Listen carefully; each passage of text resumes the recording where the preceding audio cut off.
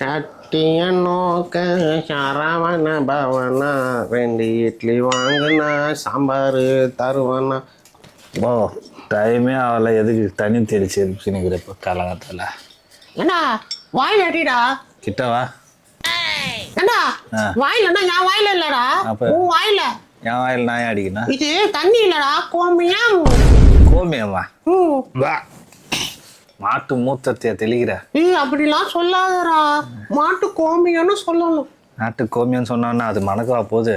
இதனால மாட்டு கழிவு தானே அது. சரிடா, கொஞ்சம் ஆக்காட்டு. எதுக்கே? கோமியம் கொஞ்சம் ஊற்றுவோம். காலையில் வாந்தி எடுக்க விட மாட்டா. வேலையை பாரு, நான் உடம்பெல்லாம் நாறுது. முதல்ல குளிக்க போறேன்டா சாமி. பாத்தியா, கோமியம் தெளிச்ச உடனே நீ ஏன் சாமின்னு சொல்ற? அதுதான் கோமியத்தோட மகிமை. பொண்ணெல்லாம் திருத்தவே முடியாது. நான் போறேன் குளிக்க. போ போ, இன்னைக்காவது நல்லா சோப்பு தேய்ச்சி குளி. சாப்பாடு கட்டியா?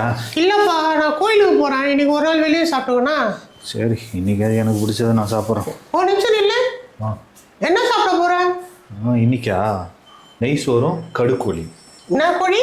கடுக்கோழி சூப்பராக இருக்கும். இன்னைக்கு என்ன நாளுன்னு தெரியுமா? இன்னைக்கு என்ன நல்ல புதன்கிழமை. அது ஒன்றும் இல்லை, சாப்பிடலாம். இன்னைக்கு பிரதோஷம்டா. இருக்கட்டும். இருக்கட்டும்மா. அதனால என்ன? நீ கவுச்சி சாப்பிடக்கூடாது.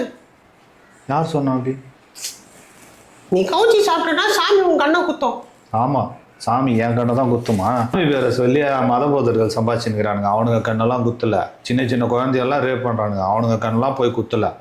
அரசியல்வாதிங்க 5 வருஷம் வந்து மக்களுக்கு போய் நல்லது செய்கிறேன்ட்டு மக்களையே லாஸ்ட்டில் வச்சு செஞ்சுட்டு போகிறானுங்க. அவனுங்க கண்ணெல்லாம் குத்தலை. அந்த கடுக்கோழியை சாப்பிட்றதுனால சாமி என் கண்ணை தான் குத்துமா? அப்படி குத்ததாக இருந்தால் குத்திக்கிட்டோம், பரவாயில்ல. பால் வாங்கணும், காசு கொடுப்பா. கொஞ்சம் இரு, ஃப்ளாஷ்பேக்கு போயிட்டு வரேன். எப்பா 500 ரூபா காசு கொடுப்பா. எதுக்குமா? பால் கூட எடுக்கிறதுக்கு. பால் கூட எடுக்க 2 கை இருந்தால் போதும். எதுக்கு 500 ரூபா உனக்கு? உனக்கு சீக்கிரம் கல்யாணம் ஆகணும்னு சாமி கிட்ட வேணும்னு பால் கூட எடுக்கணும்டா. அதுக்கு தான்டா காசை கொடுறா. அதெல்லாம் ஆகிற காலத்தில் ஆகும். நீ முதல்ல இந்த சாமிக்கு செலவு பண்ணுறதை நிறுத்து. நான் கோயிலாக போய் சாமி வேண்டதுனால தான் இப்படி குத்துக்கல் மாதிரி உக்காந்துன்னு பேசுற நீ. இல்லைன்னா செங்கல் மாதிரி உட்காந்து இருப்பனா? கடவுளையா, இப்போ நீ கொடுக்க போறியா இல்லையா? இந்த சாமி கழுவுறத நிறுத்த மாட்டீங்க நீங்கெல்லாம். கூட 100 ரூபா கொடு, ரஸ்கா பாயிட்டு வாங்கி குடிக்கிட்டு வெயிலா இருக்கும். அந்த 500 ரூபாய் எடுத்து வச்சிருந்தா 1 மாதத்துக்கு பால் வாங்கிடலாம்ல. பா, சாமிக்கு செலவு பண்ணுறதுலாம் கணக்கு பார்க்காதப்பா. என் ஓனரு எனக்கு கரெக்டாக கணக்கு பார்த்து காசு கொடுக்குறோம்.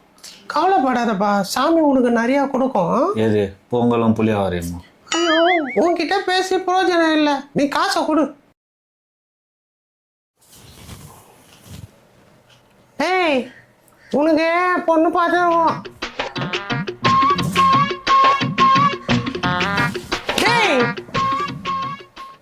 சொல்லுமா. என்ன சொல்லுங்கிற? மாலை பார்த்துனுங்கிற பொண்ணு போட்டோவா? அலையார, இப்போதான் ஜாதகம் பார்க்க போகிறோம்.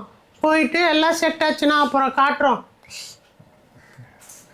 காசு ஏதாவது வேணுமாம்மா போயிட்டு வரதுக்கு? ஓ, கதை அப்படி போட்டா? சரி சரிப்பா, ஒரு 1000 ரூபா கொடு. இந்த முதல்ல எடுத்து வைக்காம போயிட்டு பால் வாங்கி காசு கேட்டால் கொடுக்காது. நான் ஏன் பொண்ணுக்கு மட்டும் கேட்குது 1000 ரூபா? கொடுப்பா. கார்லயே போயிட்டு கார்லயே வாங்க. அச்சோ, பிள்ளைக்கு அம்மா மேல அக்கறை. போயிட்டு வரேன்பா. சரி. ஏமாடி பாபா. போன விஷயம் என்னாச்சு? நான் வெயில் அடிக்கிற வெயிலுக்கு வெளியில போயிட்டு வர முடியல. போனீங்களே, அது என்னாச்சு? கொஞ்சம் தண்ணி குடிக்க எத்தனவாடா. வெயில் காலத்துல நம்ம ஏசி போடாம என்னதான் பண்ணின்னு தான் சொல்றது.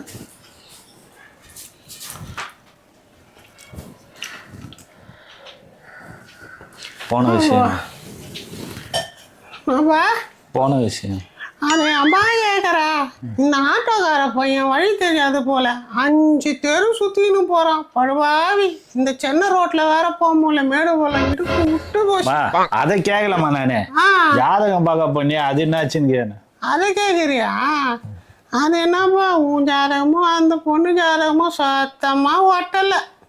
ஒட்டலன்னா ஒரு 5 ரூபாய் ஃபெவிக்விக் வாங்கி ஒட்ட வேண்டியதானே? உன் காமெடி நல்லா இருக்குது, ஜாதகம் நல்லா இல்லை. என்ன பண்ண போ.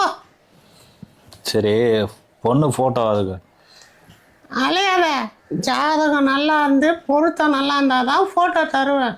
அது வரைக்கும் மூடி நீ இரு. ஓடிட்டு தான் இருக்கிறாங்க போ. டேய் கிளம்புடா. எங்க? ஏன் சொன்னதா வருவியன்னா? ஆமாம், உனக்கு பொண்ணு பார்க்க போகிறோம். போகலாம். ம், போகலாமா? உனக்கு ஏதாவது வேலை இருந்தால் பாரு, நாங்கள் போயிட்டு பார்த்துட்டு வரோம். எனக்கு எந்த வேலையுமே கிடையாது, போகலாம். ம், சரி வா. எந்த இடத்துக்கு வந்துக்கிறேன் இப்போ? சாமியாரை பார்க்க வந்திருக்கோம்ப்பா. இதை சொல்லி என்னை ஏமாற்றி கூட்டின்னு வந்துட்ட பத்தியா நீ? ம், இப்படி சொன்னாதான் நீ வருவ, அதான் சொன்னேன். நான் வரல, நீ போ உள்ள. போத்துனா போ. சாமியார்கிட்ட ஜாதகம் காமிச்சு ஓகேனா பொண்ணு பார்க்க போகலாம். நீ வரத்துனா வரங்கிட்டே போ. இதை சொல்லி என்னை ஏமாத்தின்னு போகலாம். சாமி அது ஒன்றும் இல்லைம்மா, சாமியை நினச்சி தியானம் பண்ணிகிட்டு இருந்தேன். சரி, அதான் நீங்கள் வந்ததை கவனிக்கல. வாங்க உட்காருங்க, சொல்லுங்க. இவன் தான் என் பையன், பேர் சரவணன். அதெல்லாம் இருக்கட்டும், ஜாதகம் கொடுங்க. இந்தாங்க. கொடுங்க.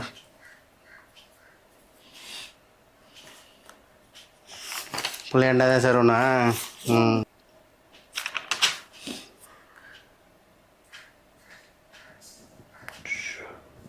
அம்மா என்னம்மா ஜோசியர் கை விட்டு ஏதோ எண்ணினுக்கிறாரு, 1 2 கற்றுக்கிறாரா இப்போ தான்? கம்மனிடுறா, சாமி வந்து கரகத்தை கணிக்கிறாரு. ஏன் நாசா கூட டைப்பில் இருக்கிறாரா அண்ணா? நீ இப்படிலாம் பேசாத, பொண்ணு கிடைக்காம போக போகுது. இதோ பாருங்க மோய், 2வது வீட்டிலே ராகு இருக்கார், 3வது வீட்டிலே கேது இருக்கார், 4வது வீட்டிலே சேது இருக்கார், 5வது வீட்டில் வந்து சனி பகவான் இருக்கார், 9வது வீட்டில் வந்து விரயஸ்தானமாக இருக்குது. அப்பாடா, சொந்த வீடு இல்லைன்னு நினச்சேன், இத்தனை வீடு இருக்குதா? ஆமாம், இந்த வீடுக்கெல்லாம் வாடகை இவர் வாங்கி தருவாரா? வாய மூடின்னு சும்மா ஆடுறா. சாமி நீங்கள் சொல்ல. 9வது வீட்டில் விரயஸ்தானம் இருக்கிறதுனால கல்யாணம் பண்ணுறதுல சிக்கல் இருக்குது. சாமி அதுக்கு பரிகாரம் என்ன சாமி? அது ஒன்றும் இல்லை மோய், நான் எழுதி தர ஒரு 10 கோயிலுக்கு நீங்கள் போயிட்டு வந்தீங்கன்னா உங்கள் பையனுக்கான எல்லா தோஷமும் நீங்கிடும். ஒரு கோயிலுக்கு போகிறதுக்கே 10,000 ரூபா ஆகும், இது 10 கோயிலுக்கு போனால் 1 லட்ச ரூபா ஆகும். அதை வச்சு ஒரு கல்யாணமே பண்ணிடலாம். கொஞ்சம் சும்மா இருடா சாமி, நீங்கள் சொல்லுங்க சாமி. என்ன இப்படி பண்ணுற? அந்த கோயிலுக்கு போயிட்டு புண்ணியதானமாக இருக்கட்டும், அந்த பரிகாரமாக இருக்கட்டும், அதெல்லாம் நீங்கள் நிவர்த்தி பண்ணிட்டீங்கன்னா உங்கள் பையனுக்கு சீக்கிரம் கல்யாணம் ஆகிடும். சரியா? நான் எழுதி தரேன். இந்த கோயிலுக்கெல்லாம் போயிட்டு வந்தேன்னா எல்லாம் சரியாக போயிடும். இந்த கோயிலுக்கெல்லாம் போக எப்படி இருந்தாலும் 1 வருஷம் ஆகிடும். அது வரையும் கல்யாணம் இல்லையா? போகலாம் வா. வர சாமி. சேமமாக போயிட்டு வாங்க, நல்லதே நடக்கும்.